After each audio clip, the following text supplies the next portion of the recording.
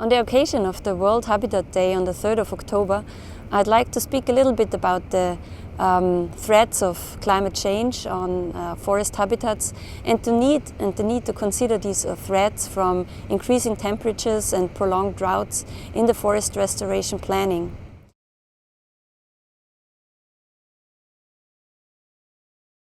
So why do we restore actually?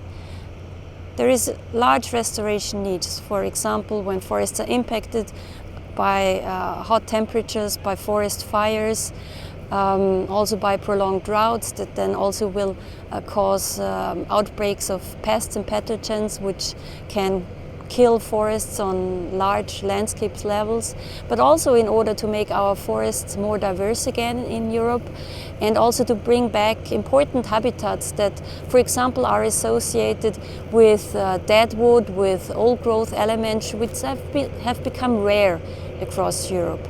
When people talk about restoration, they may think of different objectives that can be located along the so-called restoration continuum. The classical restoration continuum ranges from fighting the drivers of degradation over remediation of ecosystem functions up to the full ecological restoration where species diversity, ecosystem structure and function is restored. However, climate change adds a new dimension to this restoration continuum and therefore the consideration of adaptation in restoration, what we can call prestoration, is becoming so important. Forest researchers and practitioners are therefore supporting this concept of prestoration, which means the combination of restoration ambitions with the need of adaptation of tree species composition and forest structure in order to increase the resilience of forests under climate change and also ensure forest functioning in the future.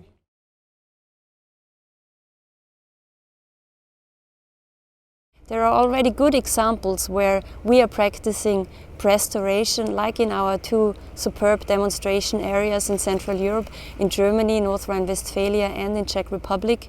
The regions that would normally or naturally be dominated by beech forests, but some decades or centuries ago have been converted into noble spruce plantations. And now with these prolonged droughts and high temperatures, these noble spruce forests have been severely damaged then also by subsequent bark beetle infestations. And now in Superb we are not only restoring them back to these native beech forest ecosystems, but already looking into more drought-tolerant habitat types like oak hornbeam forests and mixing them with even more at mixed broadleafed tree species to increase forest resilience and forest functionality also for future climate conditions.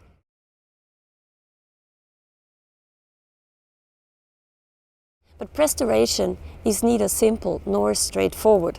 With climate change, we are really entering uncharted territory.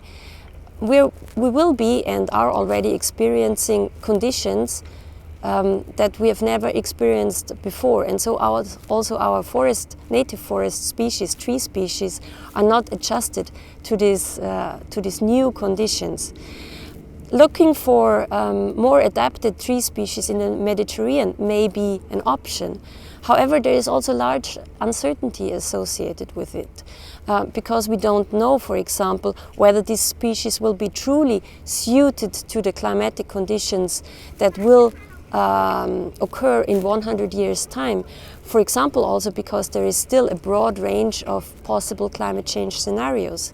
And then another challenge.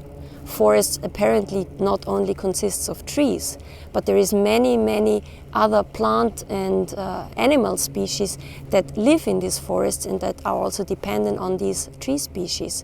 So will they be fit to survive in these climatic conditions, and will they be happy to thrive in these forests which may consist of different tree species than today?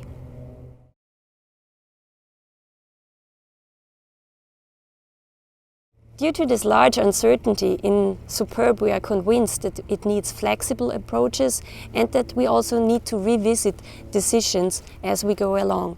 And of course, with SUPERB, we are also providing this continuous scientific support, which will allow us to find out which are the right species, which are the right species compositions, and also how we can assist the migration of other plant and animal species across the landscape, so in order that they can find their forest habitats that they are adjusted to, and also find climatic conditions in the future that they are adjusted to.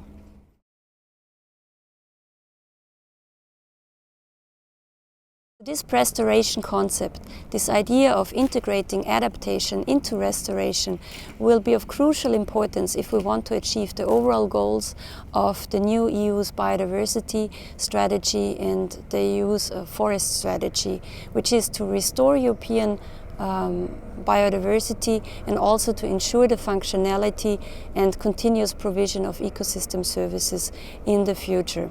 This biodiversity and forest strategy of the EU will now be supported by the nature restoration legislation, which is currently being debated at EU level.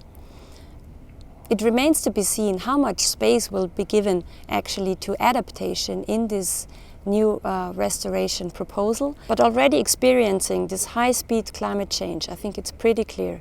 We have to look ahead and not backwards if we want to be prepared for what is coming.